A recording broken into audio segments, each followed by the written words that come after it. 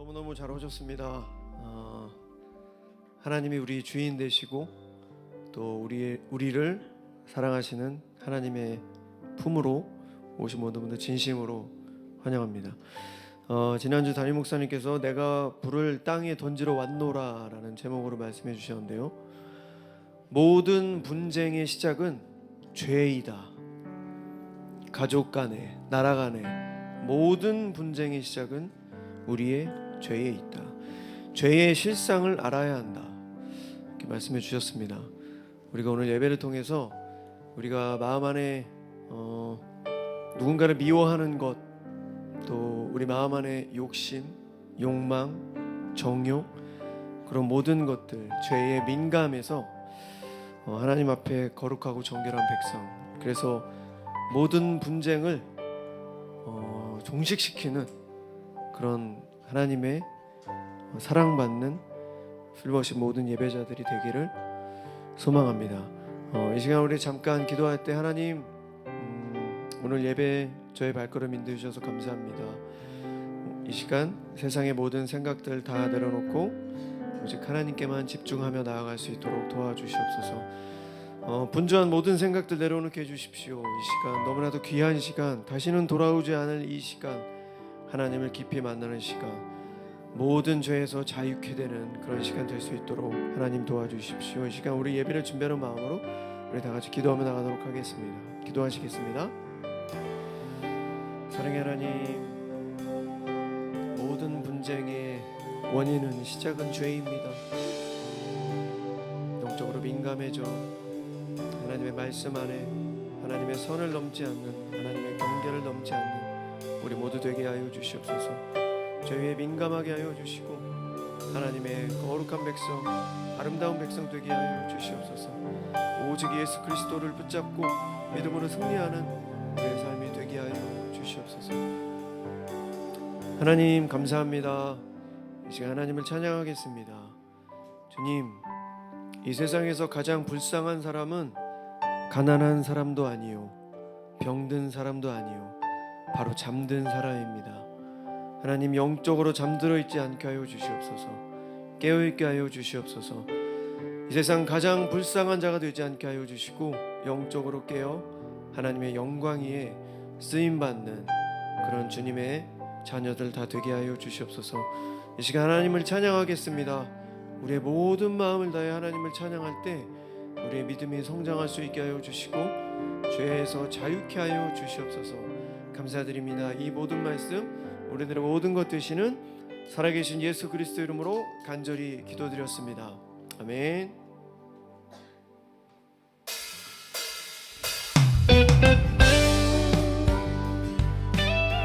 우리 하나님을 경외하는 마음으로 우리 모두 자리에 일어나서 하나님을 찬양합시다.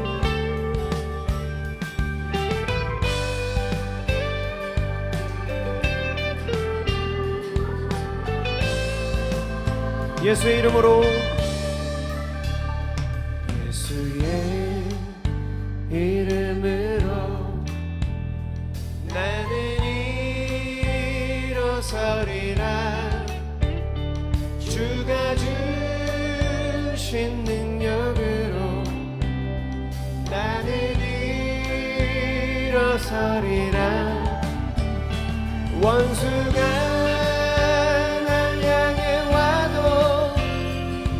쓰러지지 않으리. 주가 주신 능력으로, 주가 주신 능력으로, 주가 주신 능력으로 일어서리.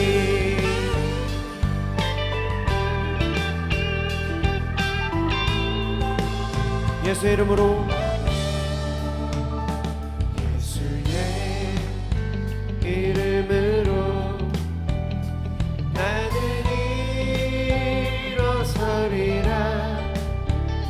주가 주신 능력으로 나는 일어서리라. 원수가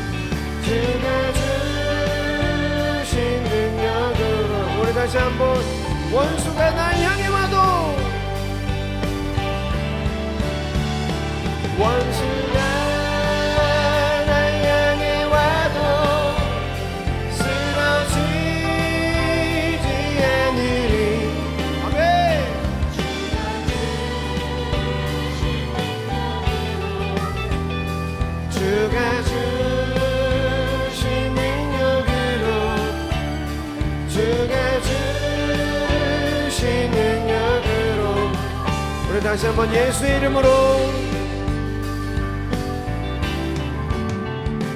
예수의 이름으로 나는 일어서리라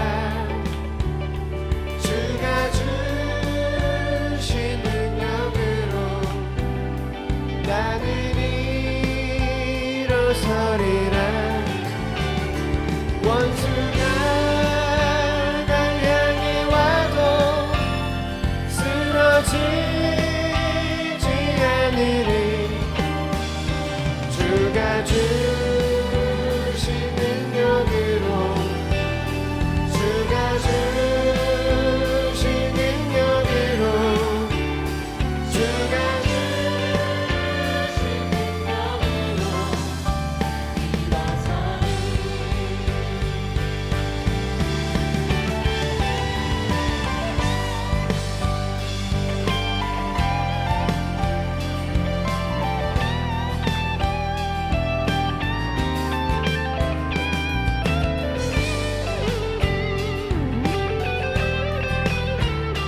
능력으로 원수가 날 향해 와도 원수가 날 향해 와도 쓰러지지 않으리 주가 주신 능력으로 주가 주신 능력으로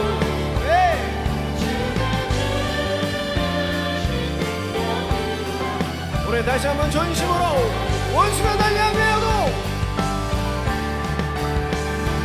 원수가 날 향해 와도 쓰러지지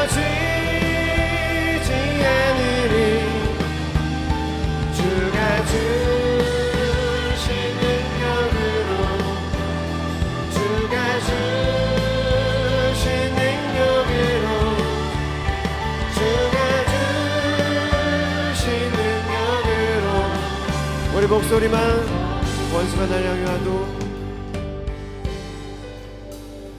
원수가 날 향해 와도 쓰러지지 않으리 주가 주신 능력으로 주가 주신 능력으로 주가 주신 능력으로 일어서리 우리 하나님께 영광 박수 올려드리겠습니다. 아멘.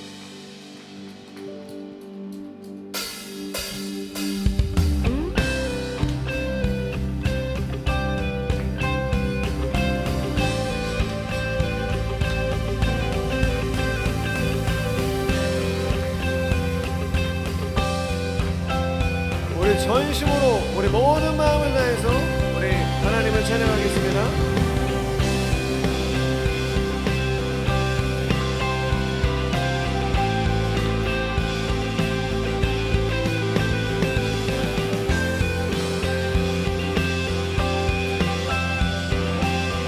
하나님의 그 크신 사랑과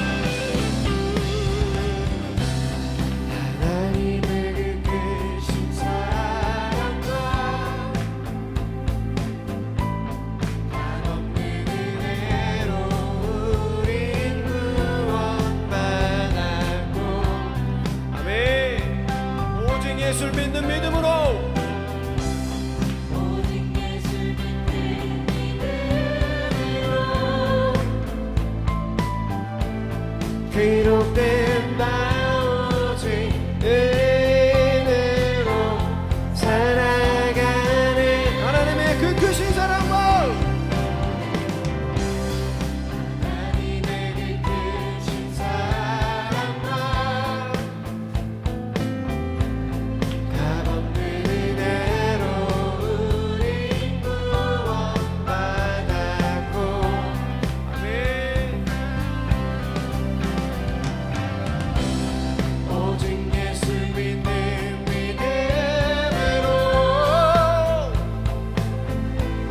그로된 바오지 은혜로 살아가네. 나의 죄를 위하여 이 땅에 오신 십자가에 달려 죽으신 주 죽은 자 가운데 다시 살아나신 예수 그리스도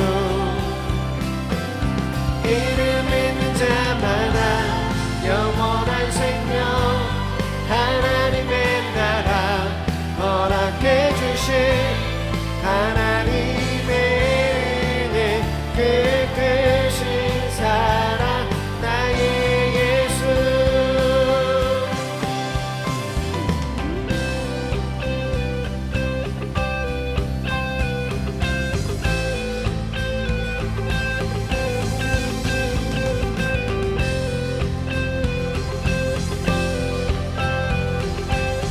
하나님의 그 크신 사랑과 전심으로 찬양합시다. 하나님의 그 크신 사랑과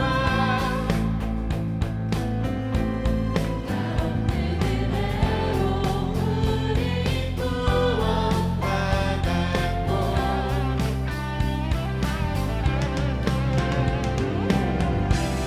오직 예수 믿는 믿음으로 기록된 바 오직 은혜로 살아. 나의 죄를 위하여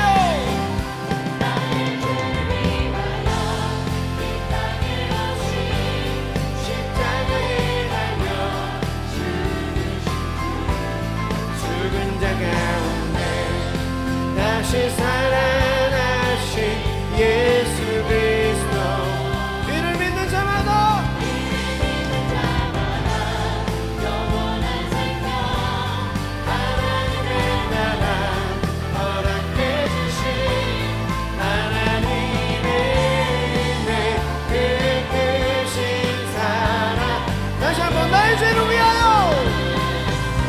나의 죄를 위하여 이 땅에 오신 십자가에 달려 죽으신 주 죽은 자 가운데 다시 살아나신 예수 그리스도 아멘.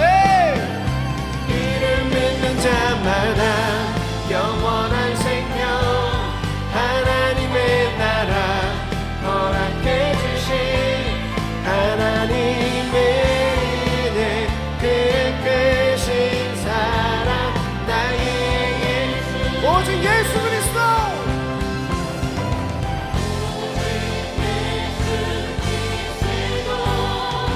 오직 예수 그리스도 오직 예수 그리스도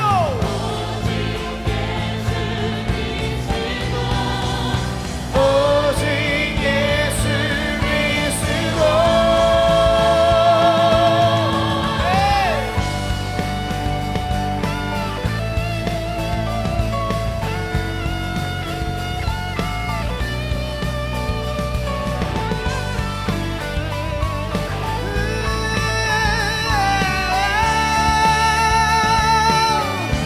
나의 죄를 위하여 이 땅에 오신 십자가에 달려 죽으신 주 죽은 자 가운데 다시 살아나신 예수 그리스도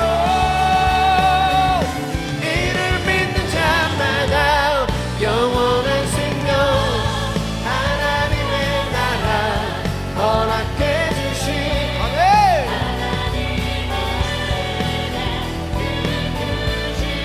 다시 한번 나의 죄를 위하여 나의 죄를 위하여 이 땅에 오신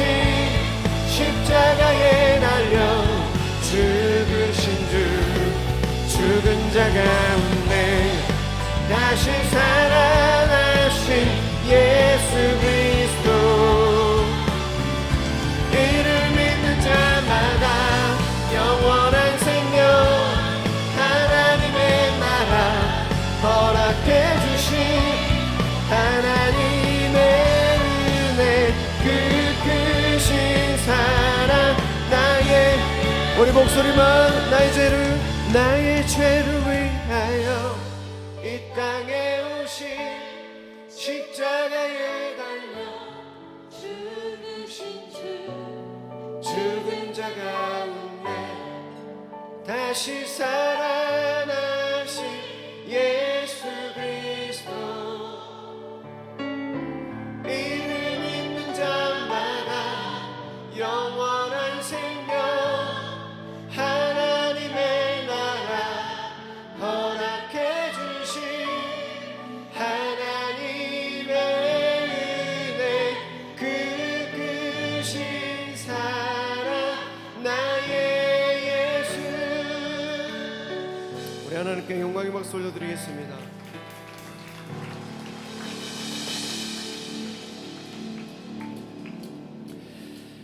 지난주 다리 목사님께서 하나님이 주님이 답답하시다 이런 말씀 전해주셨는데, 우리가 항상 이렇게 예배드리고 하나님을 찬양하지만 부활신앙, 구원의 확신, 우리가 정말 믿음으로 거듭나지 않으면 우리를 바라보시는 하나님의 마음이 계속 답답하시다, 주님이 답답하시다.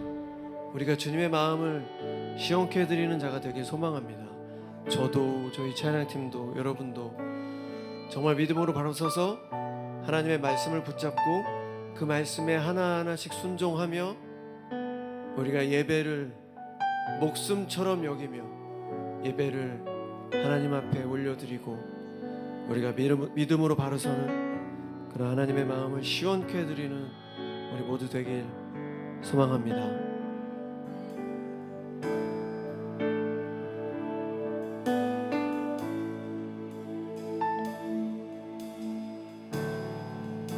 주님 손에 맡겨드리리 나의 삶 주님께. 주님 손이 나의 삶 붙드네 나 주의 것 영원히.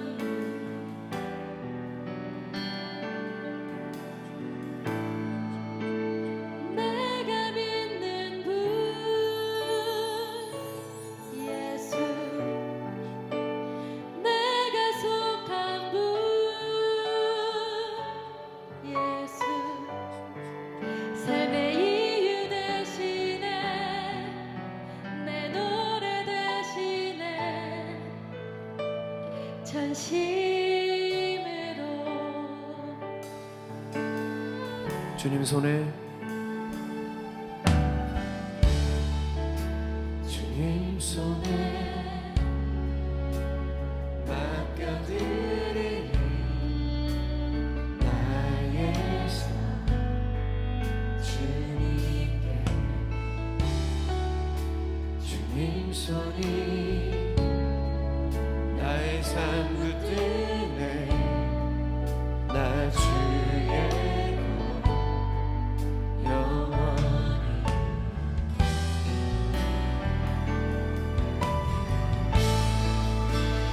내가 믿는 분 예수, 내가 속한 분 예수, 삶의 이유 되시네. 아멘. 전심으로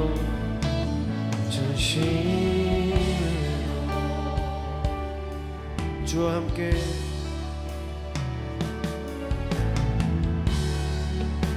주와 함께 걸어가리라 모든 길에 주시네. 주 뜻 안에 나 살아가리 주의 약속에 영원히. 내가 믿는 분 예수, 내가 믿는 분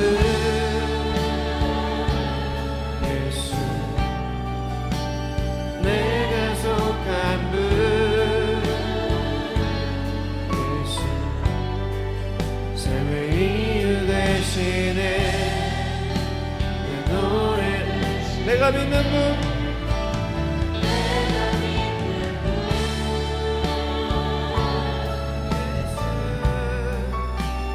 내가 속함은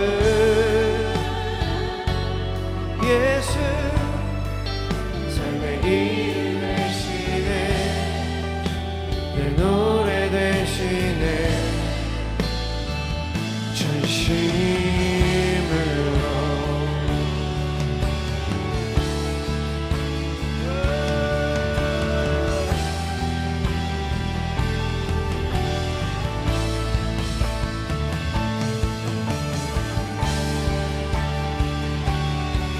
전심으로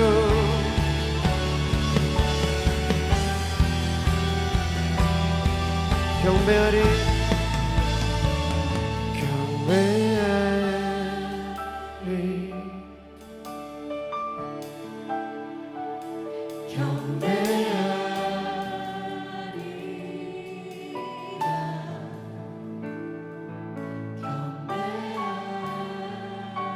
우리의 모든 것 되시는 하나님을 경배합시다. 인간의 생사화복을 주관하시는 하나님을 경배합시다.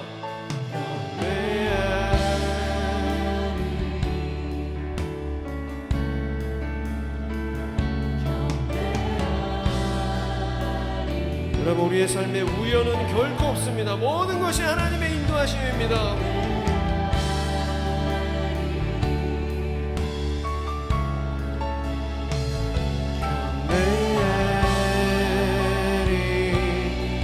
경배하리,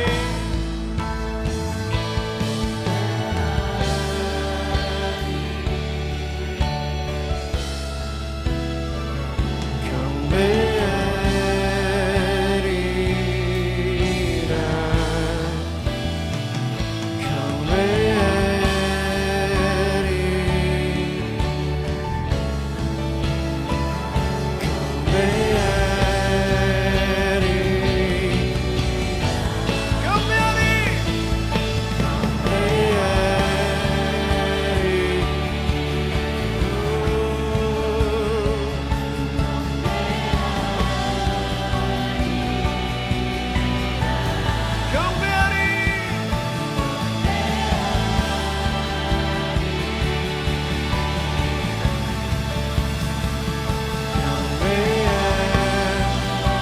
하나님, 우리의 모든 죄를 용서하여 주시옵소서. 경배하리, 하나님, 우리의 모든 죄를 용서하여 주시옵소서. 주님을 찬양합니다. 우리의 인생을 다스려 주시옵소서. 하나님의 경계를 넘지 않게 하여 주시옵소서. 하나님의 말씀 안에 거하게 하여 주시옵소서. 주님의 능력 있는 그리스도 안으로 살아가길 소망합니다. 하나님을 경배합시다. 경배하리,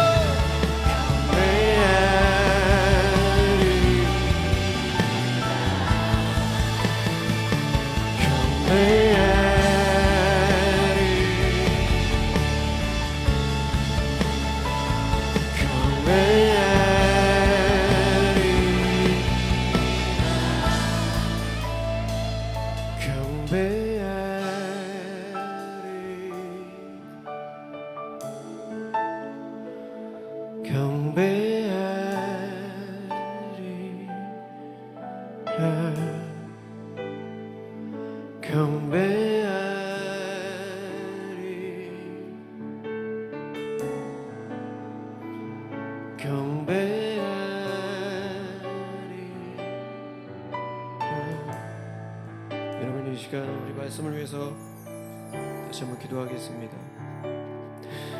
여러분, 세상에서 가장 불쌍한 사람은 가난한 사람도 아니고 몸이 아픈 사람도 아닙니다.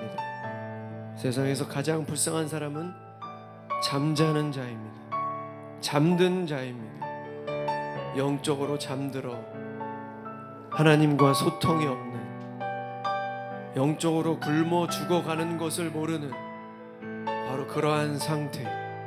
기도하지 않아도 전혀 불편함이 없는 그런 상태. 여러분, 그런 상태가 가장 불쌍한 사람입니다. 여러분이 이 시간 우리 영적으로 깨어있길 소망합니다. 말씀으로, 다시 한번 기도로 영적으로 깨어져 있길 소망합니다. 이 시간 우리 다시 한번 기도하실 때, 하나님, 이 시간 말씀을 듣습니다.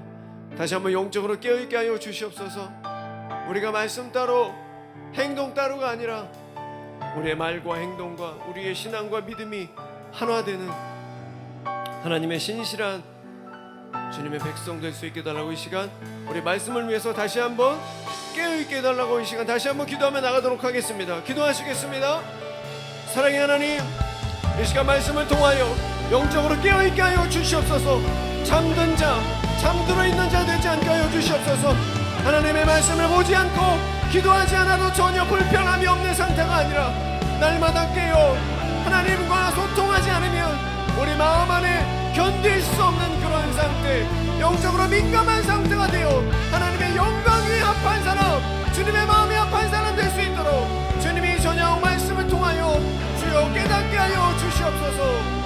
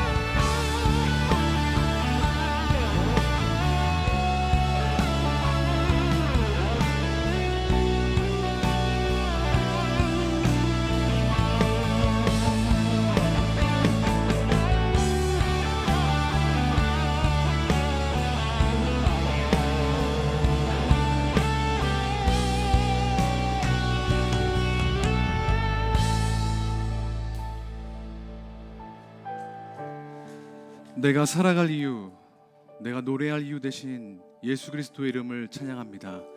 오늘 이 밤 일상 가운데 역사하시는 그 주님의 손길을 느끼고 우리의 삶을 온전히, 우리의 세계를 전부 주님께 맡겨드릴 수 있는 우리 피로십 예배자들 될 수 있도록 우리 가운데 함께 하시고 역사하여 주시옵소서. 말씀 가운데 계시하시고 우리 삶 가운데 역사하실 것을 감히 확신하며 이 모든 말씀 살아계신 예수 그리스도 이름으로 기도합니다. 아멘. 네, 일주일에 한가운데 하나님 예배하기 위해 이 자리에 나오신 여러분들을 주님의 이름으로 환영하고 축복합니다. 잘 오셨습니다. 말씀을 나누기 전에 몇 가지 안내 말씀을 드리려고 합니다. 아직 설교는 시작하지도 않았는데 저는 막 땀이 나더라고요, 찬양하니까. 그래서 점점 날이 더워짐에 따라서 글로리아 홀도 약간 후끈후끈해지는데 다음 주부터 오실 때에는 조금 더울 수 있다라는 걸 감안하시고 옷차림을 조금 가볍게 입고 오시면 좋을 것 같다라는 기율을 하나 나눠드리고요. 두 번째입니다. 6월 초에면은 우리 피러십이 8주년, 자그마치 8주년이 됩니다. 여러 준비가 되고 있는데 그 중에 첫 번째로서 우리 5월 22일에 R&B 가수 범키님을 모시고 함께 같이 예배를 하게 되었습니다. 시간은 동일하게 8시, 장소는 본당이니까요. 많은 기도와 기대 부탁드리겠습니다. 자세한 내용은 추후 계속해서 있을 테니까 기대해 주시기를 바라겠고요. 마지막입니다. 많은 분들이 피로십에 함께 해주시고 계신데 공간이 협소해서 좀 불편을 겪는 일들이 드물지만 좀 있습니다. 그래서 앞쪽부터 가운데부터 좀 앉아주시기를 부탁드리고, 이건 한 가지 정말 기운데요. 제가 한 3주 전쯤에 가운데에 앉았는데 양쪽에 계신 분이 끝나고 개인 기도를 계속 하시니까 일어나기가 굉장히 애매하더라고요. 그래서 저도 같이 덕분에 기도를 했었는데 혹시 기도를 깊게 하실 일이 있으면 가운데에 좀 앉아주시기를 부탁을 드리겠습니다. 네. 네, 오늘 나눌 하나님 말씀은 사무엘상 17장 45절에서 49절 말씀입니다. 사무엘상 17장 45절에서 49절 말씀, 저와 여러분이 한 절씩 교독하고 마지막 절은 합독하겠습니다. 조금 긴데 차근차근 다른 사람들의 목소리와 템포를 맞추면서 또박또박 읽어 주십시오. 45절입니다. 다윗이 블레셋 사람에게 이르되 너는 칼과 창과 단창으로 내게 나아오거니와 나는 만군의 여호와의 이름 곧 네가 모욕하는 이스라엘 군대의 하나님의 이름으로 내게 나아가노라. 오늘 여호와께서 너를 내 손에 넘기시리니 내가 너를 쳐서 내 목을 베고 블레셋 군대의 시체를 오늘 공중에 세와 땅에 짐승들에게 주어 온 땅으로 이스라엘의 하나님이 계신 줄 알게 하겠고 또 여호와의 구원하심이 칼과 창에 있지 아니함을 이 무리에게 알게 하리라. 전쟁은 여호와께 속한 것인즉 그가 너희를 우리 손에 넘기시리라. 블레셋 사람이 일어나 다윗에게로 마주 가까이 올 때에 다윗이 블레셋 사람을 향하여 빨리 달리며 함께 읽죠. 손을 주머니에 넣어 돌을 가지고 물매로 던져 블레셋 사람의 이마를 치매 돌이 그의 이마에 박히니 땅에 엎드려 지니라. 아멘. 오늘은 이상을 벗어나 일상으로라는 제목으로 하나님 말씀 전하겠습니다. 저에게는 노트북이 하나가 있습니다. 지금 한 4년 썼거든요. 그래서 조금 느려진 것 같고 버벅거리는 것 같아서 지난달에 오랜만에 하드디스크, 정확히는 SSD를 정리를 했습니다. 그런데 하다 보니까 자그마치 120GB의 폴더가 있는 거예요. 이거 뭐지? 하고 딱 들어가 보니까 클릭해 보니까 영상 파일이었습니다. 120GB짜리 영상. 무슨 영상이었을까요? 설교 영상. 네. 네, 감사합니다. 2020년부터 2022년까지 성경 공부를 줌 미팅으로 했었던 것들이 녹화되어 있는 줌 영상이었습니다. 그걸 보니까 옛날 생각이 좀 나더라고요. 2020년 2월 당시에 청년 2부는 교회에서 겨울 수양회를 진행 중이었는데 첫째 날 집회가 끝나고 갑자기 집합 금지 명령이 내려져서 둘째 날 수양회는 하지 못했던 기억이 있습니다. 이후에 쭉 예배당 문이 닫혀서 우리 피러십 역시도 이렇게 모여서 예배하는 것이 아니라 텅 빈 본당에서 옆에 보이시죠? 몇 명, 한 8명 정도 찬양팀만 나와가지고 온라인으로 송출했던 거 기억나시는 분도 있을 겁니다. 식당을 가도 6명 이상은 못 모였고 학교도 못 갔고 여행도 못 가서 공항이 텅텅 비어 있었죠. 여기 계신 분들은 그때를 다 오롯이 겪으셨기 때문에 이때 우리가 그토록 바라던 게 무엇인지 너무 잘 아시리라 생각합니다. 뭘 그토록 바랬냐? 그건 바로 일상이었습니다. 일상이었어요. 일상은 한자로 날 일자에 언제나 상자를 써서 매일같이 반복되는 무언가라는 뜻입니다. 매일 그러한 것, 밥 먹고 자고 씻고 일하고 매일같이 일어난 일을 우리는 보통 일상이라고 이야기합니다. 오늘 본문 사무엘상 17장을 방금 읽었는데 오늘 본문이야말로 그리스도인에게 일상이 얼마나 중요한 일인지에 대해서 그 가치에 대해서 힘주어서 이야기하고 있는 본문입니다. 함께 나눌 때 일상이란 말을 기억하시면서 염두에 두시면서 말씀을 나누도록 하겠습니다. 우리가 올해 들어서 사사기에 이어서 사무엘서를 보고 있지 않습니까? 지난 설교를 통해서 하나님께서 사울을 떠나시게 된 이유를 2가지로 우리 임경배 전사님이 잘 전해주셨습니다. 그 뭐였는지 함께 같이 보겠습니다. 첫 번째로는 하나님의 때를 기다리지 않았다. 두 번째로는 마음 없는 예배를 드렸다. 그래서 사실은 하나님을 예배한 게 아니라 나님을 예배한 거나 다름없었다. 그게 사울의 문제였다라고 했었죠. 그래서 하나님은 사울을 버리시고 다른 사람에게 그 왕위를 넘겨주기로 하셨습니다. 그게 누구였냐면 바로 다윗이었습니다. 다윗은 성경에 나와 있는 사람들에게 순위를 매긴다면 분명히 상위 티어에 오를 만한 사람입니다. 왜냐? 성경에 나오는 그 어떤 인물도 받지 못했던 칭찬을 받았는데 그건 바로 하나님 마음에 합한 자라는 거였습니다. 사도행전에서 사도 바울은 다윗에 대해서 이렇게 설명합니다. 함께 같이 읽어볼까요? 시작!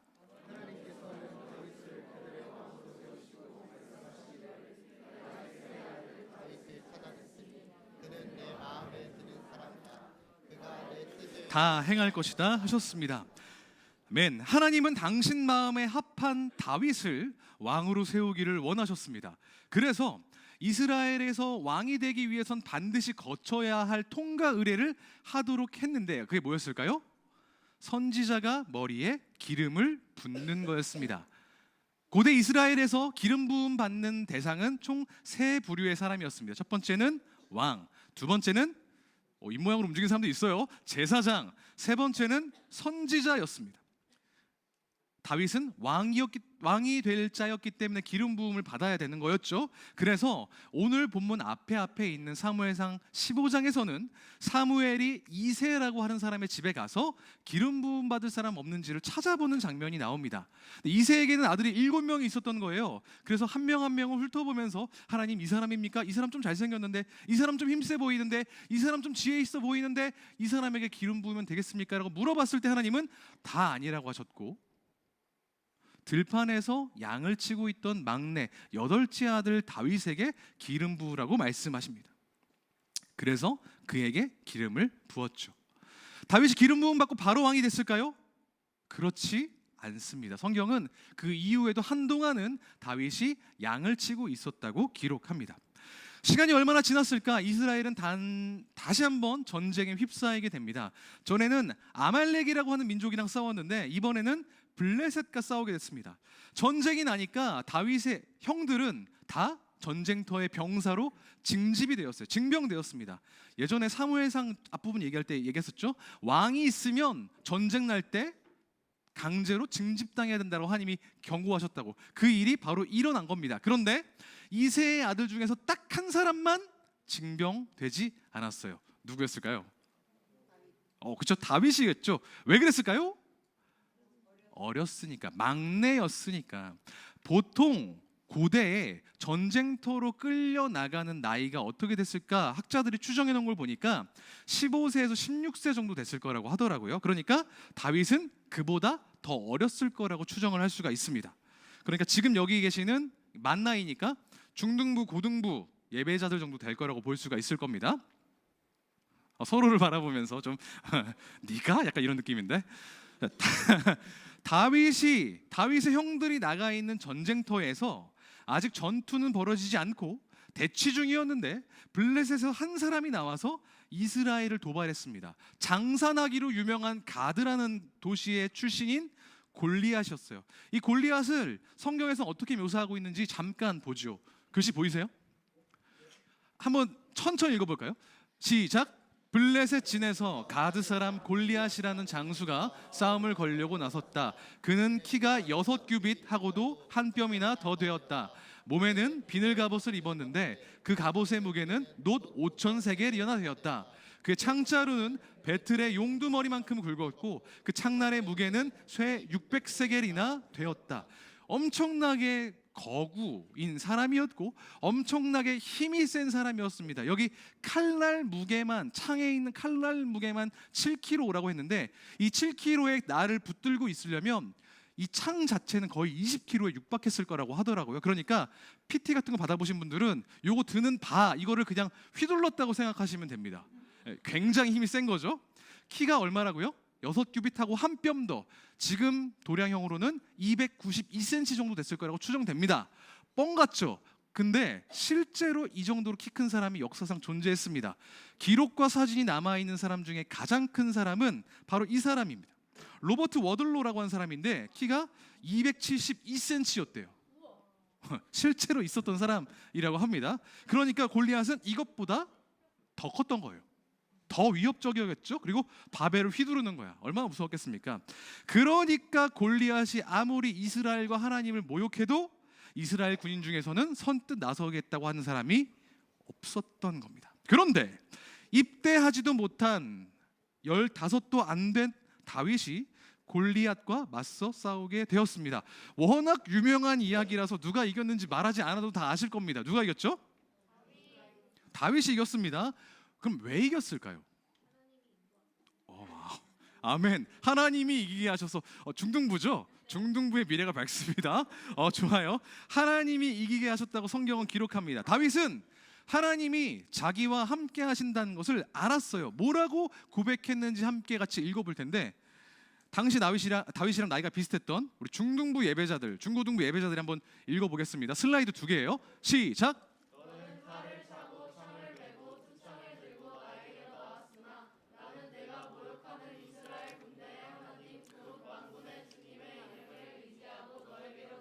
조금 더 패기 있게.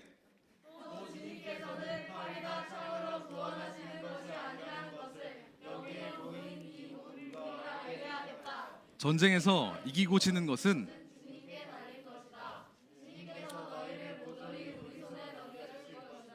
아멘. 이 이야기를 이 나이대에 다윗이 했다는 겁니다.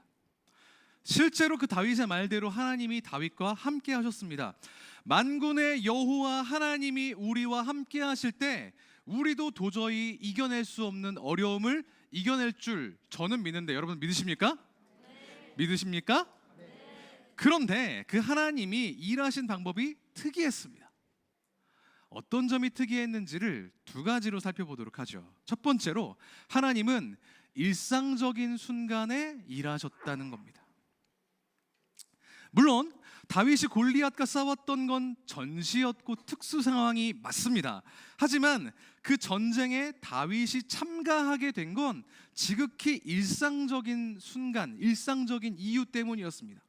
군인도 아니었는데 다윗이 전쟁터에 갔었던 이유 아십니까? 아버지가 다윗을 시켜서 형들 면회를 가라고 한 겁니다. 지금은 어떻게 가죠? 뭐 치킨, 피자 같은 거 시켜서 아니면 뭐 쿠팡이츠 시켜서 가지요. 하지만 이때는 볶은 곡식과 빵 10덩이를 가지고 형들에게 갖다 주라고 아버지가 명령을 했어요. 그리고 사회생활을 굉장히 잘하는 사람이었던 것 같아요. 이세가 치즈 10덩이는 부대장에게 갖다 드려라. 다윗은 전쟁에 참가하려고 간 게 아니었습니다. 면회하러 간 거였어요. 그런데 거기서 하나님을 모욕하고 이스라엘을 조롱하는 골리앗을 보니까 도저히 신성모독은 못 참지 이러면서 싸우겠다고 나간 겁니다. 이게 이 본문에서 굉장히 중요한 포인트입니다. 하나님이 미리 다윗에게 출발 전에 야, 너 전쟁터 가면 골리앗과 싸우게 될 거니까 잘 준비해 라고 한 것도 아니었고, 골리앗을 처음 만나게 됐을 때 너 지금 쟤랑 싸워야 돼 라고 음성을 주신 것도 아니었단 말입니다.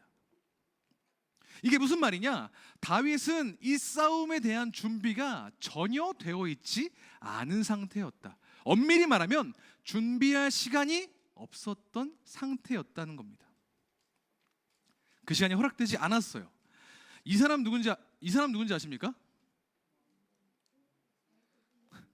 UFC 헤비급 챔피언 프랜시스 은가누입니다. 20전 17승인가? 뭐 이런 엄청난 전적을 가지고 있는, 눈빛만 봐도 약간 지리겠죠? 약간 무섭습니다. 그런데 갑자기 하나님이 여러분에게 나타나셔서 자, 너 지금으로부터 1년 뒤에 은가누랑 스파링 해야 돼. 피할 수 없어. 도망가는 거 안 돼. 무조건 해야 돼. 라고 예언을 하셨다고 해보죠. 일단 그 예언이 진짜라는 전제하에 그럼 여러분 어떻게 하시겠습니까? 해야 돼. 그러니까 어떻게 해? 1년 동안 운동, 훈련, PT 끊고 체육관 관장님한테 쪼르고 저 은간호한테 죽을지도 몰라요. 살아남을 수 있게만 해주세요. 이렇게 하면서 1년 동안 열심히 준비하고 운동하지 않겠습니까? 그런데 다윗은 그렇지 않았단 말이에요. 갑자기 골리앗과 싸우게 되었다.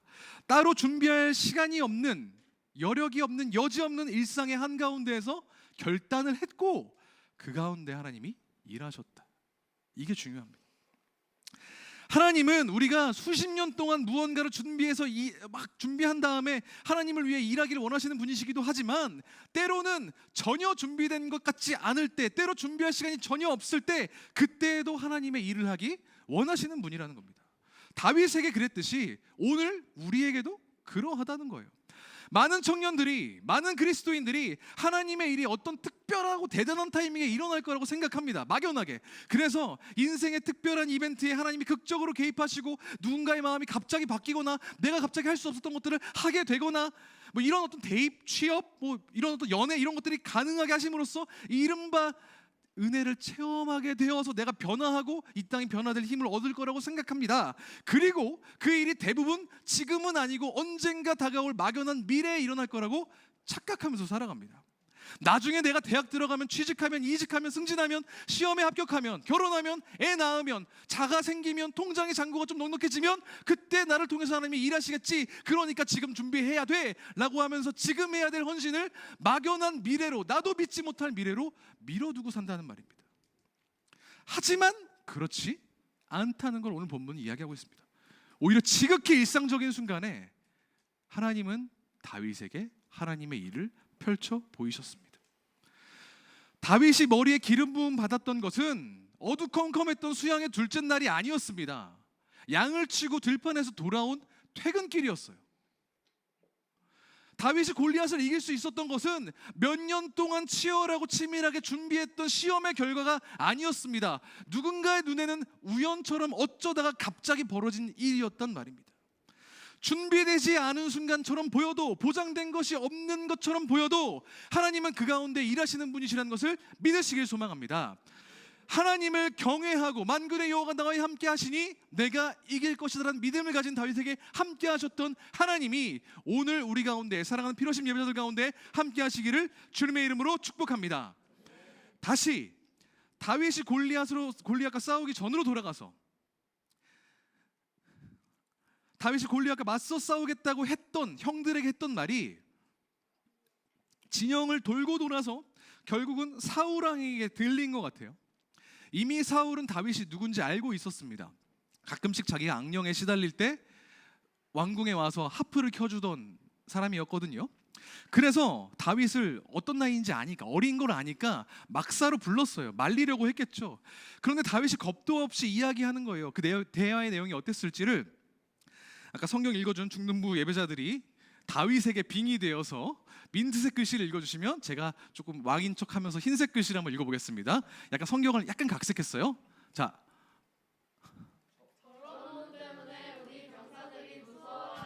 약간 무서워하고 있는 것 같은데? 그만둬라. 저자는 평생 군대에서 뼈가 굵은 사람이지만 넌 아직 뉴비잖니, 어리잖니. 제가 양떼를 지킬 때 사자나 곰이 나타나면 제가 사자도 죽이고 곰도 죽였습니다. 사자의 발톱에서 저를 구해주실 주님께서 이번에도 저를 틀림없이 살려주실 것입니다. 그 이야기를 듣자 사울은 비로소 다윗이 전쟁터에 나갈 것을 허락합니다. 이런 걸 보면 사울도 되게 비범합니다. 그러더니 그냥 내보내는 건 본인도 양심이 좀 찔렸나 봐요. 15살짜리를 전쟁터에 보내니까. 그래서 어떻게 했죠? 자기의 갑옷을 입게 했습니다. 그런데 생각해 보십시오. 무각형 인간 설교 기억나시죠? 사울의 도드라진 특성 중에 하나가 신체 능력이었습니다. 키가 얼마나 컸다고 했죠? 다른 사람보다 머리 하나가 더 컸다고 했습니다. 일반적인 성인 남자보다 큰 사울의 갑옷을 15살, 지금 15살은 저보다 키 크지만 그때 당시 15살은 완전 애기였단 말이에요. 그런 다윗에게 입히니까 이렇게 됐겠죠. 그래서 도저히 다윗이 안 되겠다고 생각한 나머지 갑옷을 거절하고 전장으로 출발했는데 40절에서는 다윗이 어떤 모양이었는지를 묘사하고 있습니다. 함께 40절을 읽어보도록 하죠. 시작. 돌 5개를 골라서 자기가 메고 다니던 목동의 도구인 주머니에 집어넣은 다음 자기가 쓰던 무림매를 손에 들고 그 블레셋 사람에게 가까이 나아갔다. 다윗이 챙긴 건 뭐였습니까? 목동의 지팡이, 무슨 게임 아이템 같아요. 돌 5개, 그리고 목동의 도구인 주머니, 그리고 마지막은 뭐죠? 무림매. 이건 흔히 물매 혹은 돌팔매라는 단어로도 익숙하실 텐데 이렇게 생겼습니다.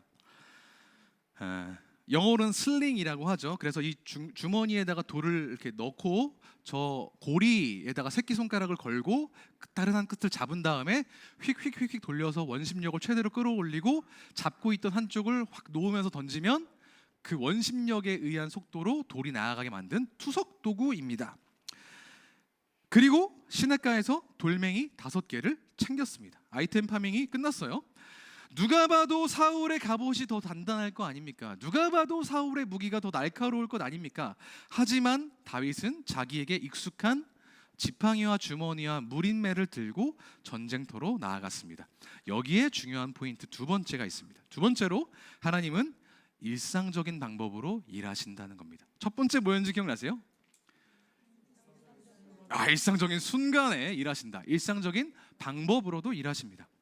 하나님은 나의 일상적인 것으로 일하시는 분이십니다. 물론 성경에 나오는 수많은 인물들이 초자연적이고 비일상적인 것을 경험했습니다. 모세는 홍해를 갈랐고 엘리야는 하늘에서 불을 내렸고 초대교회 성도들은 기도할 때 성령이 임해서 그전에는 하지 못했던 여러 가지 방언으로 말을 했지요. 그리고 그 능력으로 병자를 고치고 심지어는 죽은 사람도 살린 적이 있습니다만 늘 그런 것은 아니라는 겁니다. 하지만 우리는 성경을 보면서 그게 우리 삶에도 일어날 것이라는 생각을 가져요. 많은 그리스도인들이 비일상적인 것, 이상적인 기적을 꿈꿉니다. 이를테면 갑자기 하늘에서부터 세찬 바람이 내려와서 성령 충만함으로 내가 그동안 못했던 것들을 갑자기 하게 된다거나, 방언하게 된다거나, 내가 기도했을 때 누군가 막 치유된다거나, 절대 이루어지지 않을 것 같은 일들이 일어나는 것들을 기대합니다. 혹은 그 정도는 아니더라도 내가 일상에서 경험하게 되는 반복되는 그 지루함과 무료함을 넘어선, 그래서 내 지성이 깨우쳐지고 감정이 바뀌고 인성이 변하는 무언가를 기대한단 말입니다. 극적이고 비일상적인 기적을, 그게 정도의 크기만 있을 뿐 바라면서 살아가죠. 그런데 다윗이 골리앗과 맞서 싸우러 갔을 때 어떤 소리가 났는지 아십니까? 제가 한번 들려드릴게요. 3초 동안 잘 들어보세요. 아무 소리도 안 났습니다. 배경음악 없었어요. 효과음 없었습니다. 그냥 일상이었습니다. 두둥 두둥 꽝꽝 이제 시작돼, 이런 거 없었단 말입니다. 지극히 평범한 순간에 다윗은 나갔던 겁니다. 그런데 우리는 자꾸 뭔가 초자연적인 무언가, 비일상적인 뜨거움, 이런 것들을 갈구하면서 살아간다는 말입니다. 한때는 저도 신비한 체험을 즐겼습니다. 쫓았어요. 그래서 집회나 집회는 막 쫓아다녔습니다. 찬양하고 예배할 때 막 눈물 나고 기도하고 뜨겁게 느껴지는 감정 느끼려고 엄청 노력했습니다. 지금은 우리가 끽해야 일어나서 찬양하지만 저 진짜 찐일 때는 어땠냐면은 이거보다 훨씬 더 더러운 바닥에다 엎드리고 이마 머리 바닥에 붙여가면서 경배하고 나중에 막 뛰어다니고 별짓을 다 하면서 막 경배했습니다. 그래서 그런 집회 한번 갔다 오면 다음날 몸이 아플 정도였어요. 그만큼 비일상적 열정에 대한 갈망이 컸어요. 그런데 이상한 게 뭔지 아십니까? 그 열정이 커지면 커질수록 상대적으로 그렇지 않은 일상이 되게 시시하게 느껴진다는 겁니다. 하찮게 느껴지는 거예요. 아니, 하나님은 나를 통해서 열방을 향해 일하기를 원하시는데 내가 지금 고작 시험 붙자고 고시원에 앉아서 공부하고 있는 게 맞아? 내 안엔 뜨거운 하나님의 열정이 살아 숨쉬는데 고작 청년부 속으로 봐가지고 시시껄렁한 농담 따먹기 하고 있는 게 맞아? 이런 생각을 했단 말입니다. 그렇게 생각하면서 일상을 방치했어요. 의외로 많은 청년들이 그렇습니다. 거룩한 이유로 현실과 일상을 외면합니다. 하나님이 나를 부르신 거 확실한데 내가 고작 이거 배우고 있는 게 맞나? 내가 고작 이 일하고 있는 게 맞나? 내가 이따위 공동체에 있는 게 맞냐? 이런 생각하면서 대단한 하나님의 무언가를 바라면서 진짜 내 앞에 놓여져 있는 일상을 걷어차 버린다는 겁니다. 삶의 의무를 방기하면서 그걸 믿음으로 포장하려는 욕망들에 사로잡힙니다. 내가 게으른 건데 나는 하나님의 뜻을 기다리는 것처럼 포장하는 경우들이 많다는 거예요. 전 알아요. 저도 그랬거든요. 하나님은 얼마든지 우리를 초자연적으로 들어쓸 수 있는 분이지만 그것만으로 일하시는 분이 절대 아니라는 것을 알아야 됩니다. 사울의 갑옷처럼 화려하고 단단하고 멋있는 것으로 일하시는 분이시면서 동시에 매일같이 지니고 다녔던 다윗의 무림매로 일하실 수 있는 분이라는 것을 믿으시길 바랍니다. 그런데 어떤 분들은 그럼에도 불구하고 꾸역꾸역 이 상황 가운데 비일상적인 의미를 막 만들어내시려고 해요. 이런 해석도 가능하더라고요. 보니까 왜 무림매였냐, 다윗이 이미 친숙해서 잘 알고 있었던 것이기 때문에 되게 탁월했을 거라는 거예요. 그래서 원샷 원킬 가능한 거니까 그렇게 쓰신 거다. 그래서 우리도 탁월함을 위해서 연마해야 된다, 이렇게 얘기하시는 분들이 있더라고요. 뭐 아예 틀렸다고 말하기 어렵겠지만 보십시오. 설교를 준비하다가 제가 묵상하다가 유독 눈에 들어온 구절이 있었습니다. 아까 봤던 40절을 다시 한번 보겠습니다. 다윗은 목동의 지팡이를 들고 시냇가에서 뭘 주웠죠? 돌 5개. 그리고 그걸 주머니에 집어 넣었습니다. 5개. 왜 돌 5개였을까요? 어떤 분은 다윗이 무림매 마스터여서 딱 집으면서 바로 이번엔 요거다 해가지고 바로 그걸 넣고 던지려고 5개를 지었다는 거예요. 뭐 일리가 있습니다. 그러면 원샷 워킬 할 수 있을 만큼 탁월했다면 하나만 쥐고 나머지는 버렸어야죠. 골랐어야죠. 근데 5개를 쥐고 있었다는 거예요. 결과적으로 한 방에 끝났지만 왜 챙겼습니까? 스페어 타이어 왜 챙겨요? 펑크 날 수 있으니까. 돌 5개 왜 챙겨요? 빗 맞을 수 있으니까 2번, 3번, 4번, 5번, 6번 최소한 중장기전을 예상했다는 반증입니다. 우리가 흔히 탁월함이라고 하면 남들보다 압도적으로 재능이 많고 월등히 잘하는 어떤 능력치, 재능 같은 걸 생각하지만 다윗이 보였던 탁월함은 그것보다 꼼꼼함에 가까웠다는 겁니다.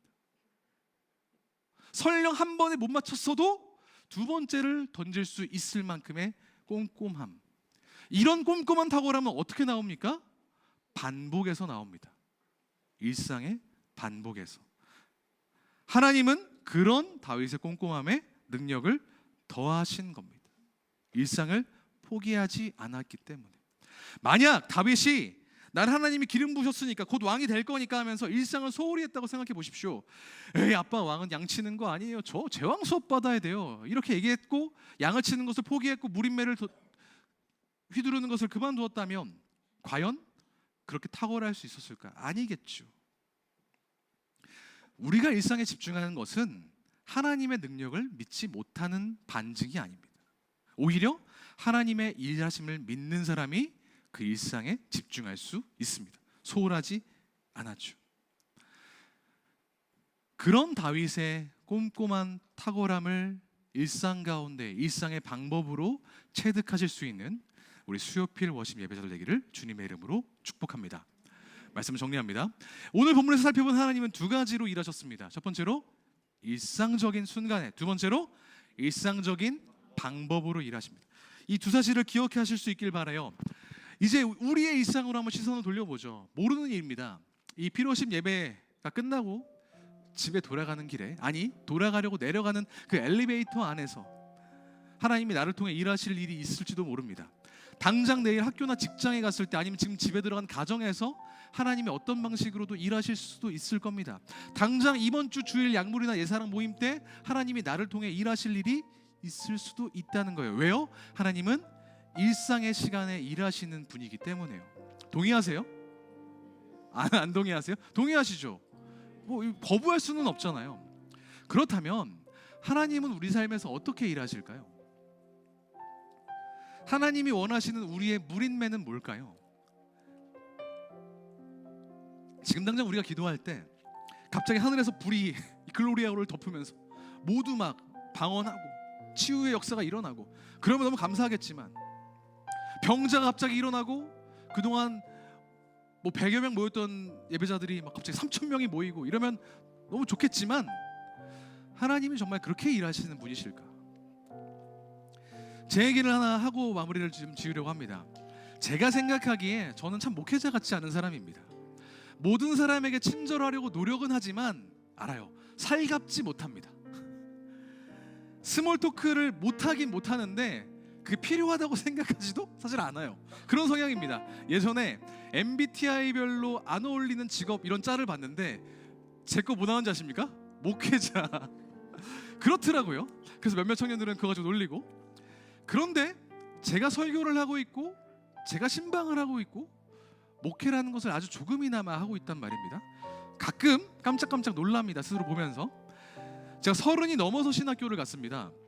부르심 받아서 신학교 가고 이제 사역하겠다고 했으면 이제 그 개판 쳤었던 옛날은 이제 없어지고 거룩하고 정결한 나의 모습으로 변화될 줄 알았는데, 불 받고 성령 받고 개조될 줄 알았는데 안 그렇더라고요. 계속 제가 가지고 있는 성향, 스탠스는 유지가 되고 있는 겁니다. 그러다 보니까 사역을 시작하고 몇 년 지나지 않아서 슬럼프가 되게 깊게 왔습니다. 내가 이런 성향을 가지고 죄송합니다, 짓을 하는 게 맞나? 나만 힘든 거 둘째치고 내가 이 하고 있는 사역의 대상자들은 손해보고 있는 거 아닌가, 이런 생각을 진짜 많이 했습니다. 그래서 아시는 분들은 아실 겁니다. 심각하게 고민을 했어요. 그런데 어느 날 기도하는데 그런 생각이 드는 거예요. 뭐 하나님이 주신 말씀이다 이렇게 단정은 못하겠지만 아마도 그러시지 않았을까라는 믿음이 있습니다. 기도하는데 20대에 제가 생각난 겁니다. 20대에 저는 굉장히 외로운 사람이었습니다. 모교회 공동체에서 존중받았지만 이해받지는 못한 사람이었습니다. 누구 못지않게 열심히 사역했지만 사람들은 나를 기능적으로만 이해하는 것 같은 느낌이 들었던 거예요. 찬양 인도하는 애, 회장하는 애, 우리로 따지면 약물이 리더. 정작 내가 하고 있는 고민과 생각에 공감해주는 사람이 없었더라고요. 지금 생각해보면. 그래서 지독히도 외로워했습니다. 아마도 그건 저의 모난 성향 때문이었으리라 생각합니다. 그런데 시선을 돌려보니까 지금 여기 우리 공동체에도 저처럼 엉망은 아니지만 그런 사람들이 없지는 않더라고요. 그래서 누군가는 나와 비슷한 고민을 하고 있을 것이다. 누군가는 나와 똑같은 고민을 어려움을 겪고 있을 것이다. 그들을 위해 내가 있는 것이다. 내가 모든 사람들을 포용하지는 못해도 그런 옹졸한 사람이라도 누군가는 지금 이런 내가 필요할 수도 있겠다. 그 생각을 먹게 되니까 참 위안이 되고 내가 어떤 사역을 해야 될지 방향이 좀 선명해지는 걸 느끼게 되더라고요. 그때부터였습니다. 노션에 페이지를 만들어서 저에게 맡겨진 사람들의 이름을 적어가기 시작했습니다. 리스트로. 그래서 그 사람의 필요와 기도 제목 좀 부끄럽지만 이 사람은 이걸 너무 잘하는 것 같아. 장점 같은 것도 좀 적어보고, 그래서 그걸 위해서 기도하고, 물론 빈칸이 되게 많습니다. 신발 엄청 많이 하지 못했기 때문에 빈칸도 많지만 그렇게 놓고 기도할 때 그게 나의 존재의 이유가 되는 걸 경험하게 됐습니다. 이 일은 지금 시니어 격으로 갔지만 변하지 않아요. 여전히 저는 권사님들의 이름을 적어 놓으면서 그분들의 기도 제목을 위해 기도하고 있습니다. 아마 제가 죽을 때까지 제가 홍해를 가른 일은 평생 없을지도 모릅니다. 제가 손을 얹고 기도했을 때 병자가 낫는 일 일어나면 너무너무 감사하고 복된 일이겠지만 그런 일이 안 일어날 수도 있을 겁니다. 하지만 제가 이 자리에 있기 때문에 만나는 사람들, 그들에게 필요한 일상의 중보와 돌봄이 있으리라는 확신이 있습니다. 그걸 가지고 이 일을 감당하고 있어요. 저뿐만이 아니죠. 여러분에게도 그런 일들이 있을 겁니다. 여러분을 통해서 하나님이 나중에 엄청나게 위대하고 대단한 일들을 하실 겁니다. 저는 그렇게 믿고 기도하겠습니다만 대부분의 경우 그렇지 않을 수도 있다는 겁니다. 하지만 우리에겐 맡겨진 일들이 있어요. 맡겨진 사람들이 있습니다. 일상 가운데 경험하게 되는 하나님의 부르심이 있다는 걸 믿으시길 바라고, 그걸 위해 삶을 들으실 수 있는 피로십 예배자가 되기를 소망합니다. 하나님이 일하시는 방법은 그겁니다. 저는 확신합니다. 2024년 4월 지금 여러분이 거기서 공부하고 계신 이유는 뭐세요? 여러분이 지금 거기서 일하고 계신 이유는 뭘까요? 지금 거기서 말 안 통하는 사람들과 대화 나누고 있는 이유는 뭘까요? 만족스럽지 못한 가정에서 태어난 이유는 과연 뭐였을까요? 들판에서 양을 치던 다윗에게 기름을 부으시고 절대 불가능할 골리앗과의 싸움을 허락하신, 승리를 허락하신 그 하나님의 일하심이 오늘 우리의 일상 가운데도 동일하게 임해서 하나님의 승리를 경험하게 되는 우리 모두가 되기를 주님의 이름으로 축복합니다. 보통 이러면 뜨겁게 주여 한번 하고 기도해야 되는데 저는 의도적으로 그걸 피하도록 하겠습니다. 제가 3가지 질문을 여기 띄울 거예요. 그러면 저번 설교처럼 핸드폰을 열어서 적어보는 겁니다. 나의 대답을. 그리고 그걸 위해 기도하겠습니다. 첫 번째, 나의 일상은 무엇인지 살펴보겠습니다. 첫 번째, 내가 가장 많은 시간을 보내는 일상, 그곳, 일상의 장소. 기억력 좋으시면 안 적으셔도 되고요. 적으셔도 됩니다. 핸드폰 꺼내셔도 돼요. 가장 많은 시간을 보내는 곳. 두 번째, 가장 많은 시간 동안 하는 일. 대부분은 뭐 일이겠죠. 잠 이렇게 적으시면 좀 곤란하고. 세 번째, 내가 가장 빈번하게 자주 만나는 사람. 나의 일상의 시간, 일상의 장소, 일상의 일, 일상의 사람 누군지를 한번 생각해 보겠습니다.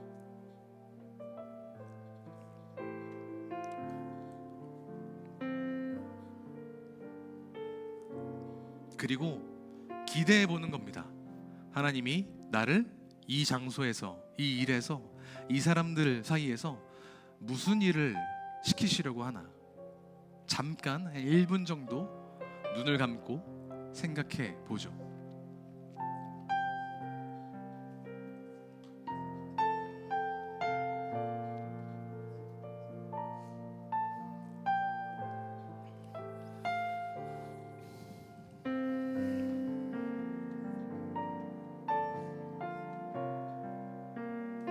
작성하시는 동안 찬양팀에 올라오시면 되겠습니다.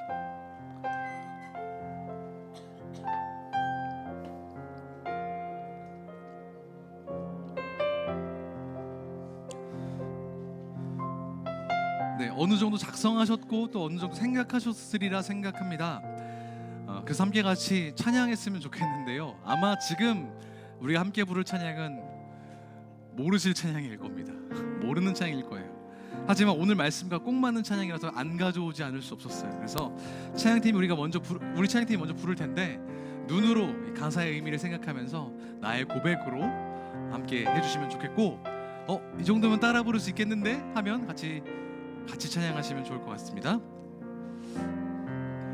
내가 서 있는 이곳에서 함께 같이 찬양하겠습니다.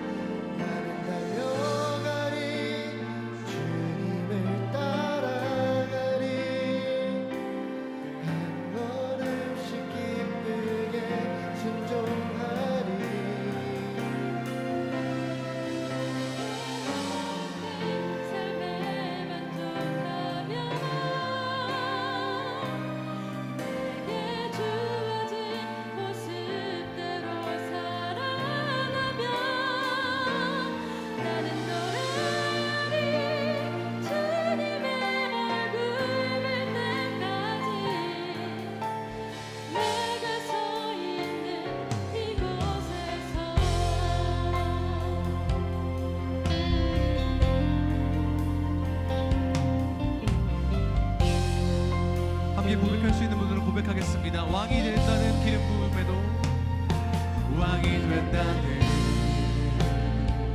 기름 부음에도, 약을 돌보던 목동 다윗처럼 사람을 낳는 어부가 되기 전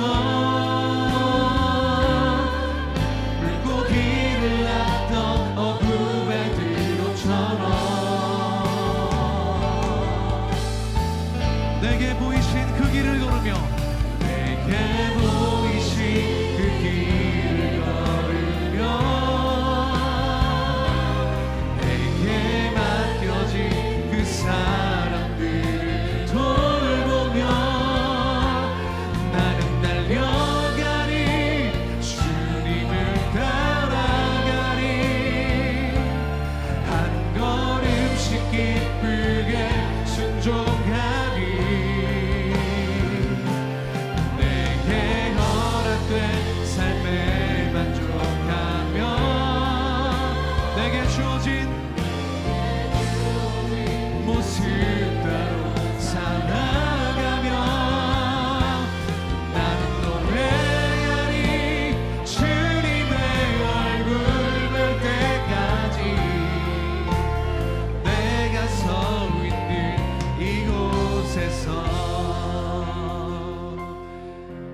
내가 서 있는 지금 이곳에서 하나님을 예배할 수 있기를 소망합니다. 한 가지를 놓고 함께 같이 기도하죠. 지금 방금 여러분들이 적으신 그 일상을 이제 하나님 앞에 한번 맡겨보겠습니다. 내가 일상적으로 갔던 장소, 일상적으로 하던 일, 일상적으로 만났던 사람들, 그 안에서 하나님이 반드시 일할 것입니다. 그리고 그 일을 나와 함께 하기를 원하십니다. 이렇게 함께 기도해 주십시오. 하나님, 나의 가장 일상적인 순간을 통해 하나님이 일하시길 소망합니다. 내가 가장 오래 있는 곳에서 내가 가장 많이 하는 일을 통해 가장 자주 만나는 사람들을 위해 내게 허락하신 그 하나님께 순종하며 일상으로 예배하고 일상으로 주님 높여드리겠습니다. 주님, 이런 나를 도와주시고 나를 사용하여 주셔서 크게 기도하지 않아줬습니다. 하지만 긴 호흡으로 마음을 온전히 열고 주 앞에 기도하며 주 앞으로 나아가시겠습니다. 함께 기도합니다.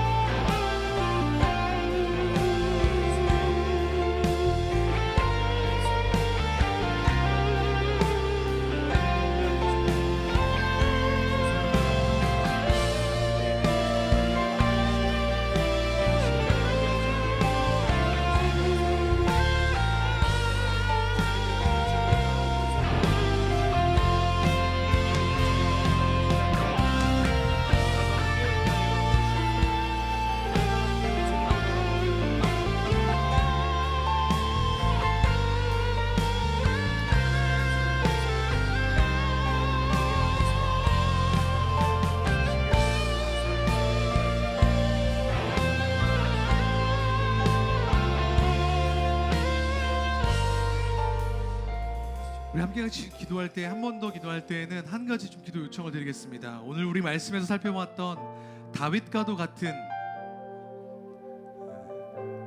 어린 젊은 우리 예배자들 위해 중보했으면 좋겠습니다. 오늘 말씀을 같이 읽어준 중고등부 함께 예배하는 마음으로, 동료 예배자의 마음으로 함께 같이 이들을 중보했으면 좋겠습니다.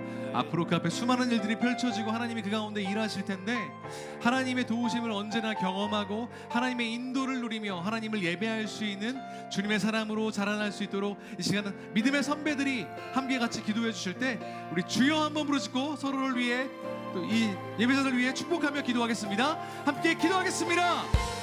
주여!